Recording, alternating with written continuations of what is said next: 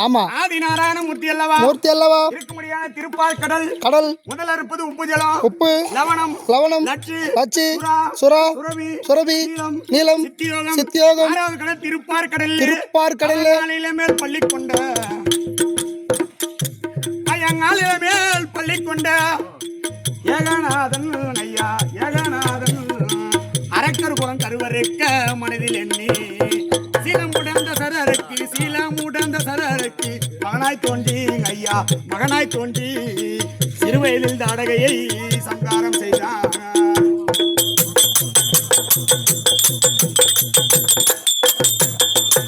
மேலும் வந்த அகலியை